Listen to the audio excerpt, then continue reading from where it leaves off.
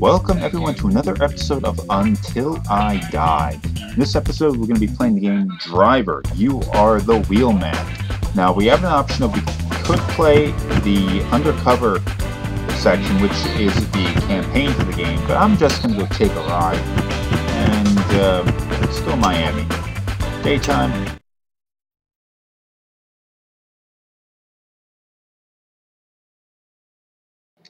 Now, what you're going to see when we start playing this game is, if you're not familiar with this game, it is a semi, sort of, maybe not really though, open world game where you choose where you want to go, you drive around, much like people would expect out of a kind of a modern Grand Theft Auto game. Although this game was made in either 1999 or 2000, so oh, crashed. My bad. My bad. This game was released in 1999 or 2000, and at the time the Grand Theft Auto series was very different than we know it as today.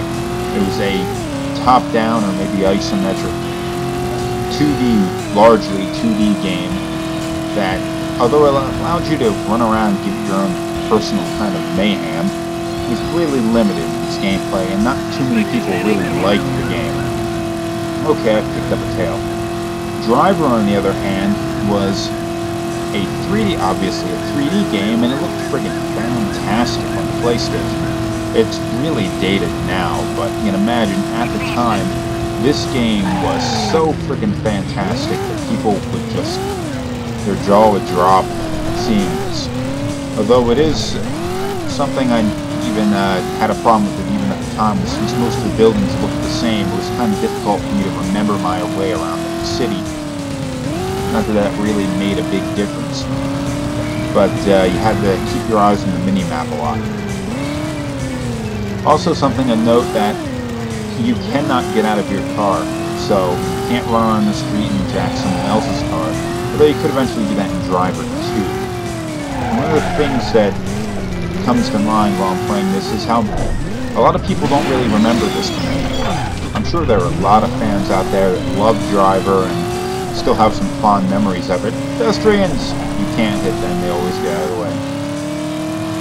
But this game series, the Driver game series, was eventually overshadowed by the Grand Theft Auto series, which eventually surpassed it and has now left it way in the dust. I think they were still making Driver games, but nobody really cares anymore.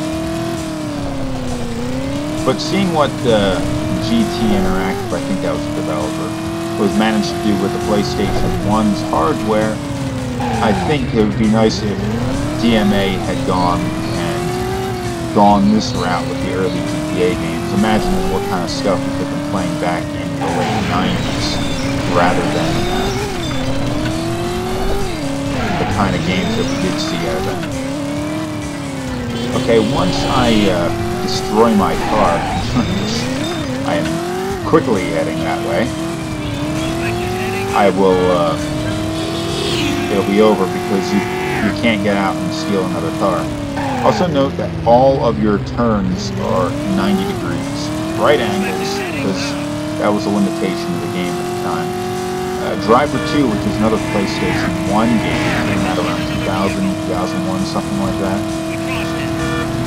did have bends in the road, but that game wasn't really as well received. You could also get out of the car and steal other cars, but that, you know, wasn't really as good a game. The cops are freaking insane in this game. Though they won't get out and try shooting you or anything like that. They will immediately try running you over for the dumbest of offenses. And boom! Whoa! Look at that! Oh, recognition.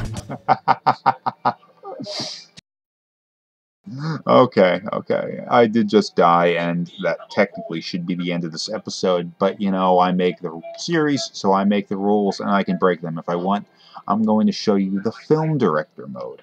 Boom. The film director mode is exactly as it sounds. It allows you to go and place cameras all around, film this kind of crap going on, like, boom, let's go over here. Place the camera right here. rotate it a little bit that way, and knock it. No, whatever. Okay, well, it'll be okay. Accept that, and then okay, it didn't set up for some reason, but I'll add a camera. Chase camera, rotate. Come on, rotate.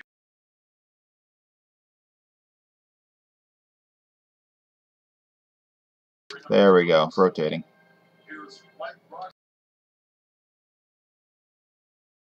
Okay, let's go back to the beginning and play that again.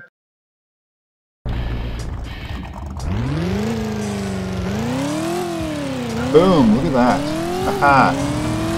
Now, I can place in a whole bunch of different cameras and basically turn this entire thing into sort of a directed film. And that was something that I wish someone like Rockstar would do with their Grand Theft Auto series. This is pretty cool. I mean, the interface is really clunky. I mean, you're doing it with a PlayStation controller, and this was kind of old. So I guess you really couldn't expect much more out of that. But, you know, this was pretty cool, and I remember spending oftentimes just as much time directing things around as I did actually driving around like a lunatic. And it was a lot of fun. Okay, I am going to end this episode now because, you know, I died a while ago. So thanks for watching, goodbye, and if you get a chance, check out this old gem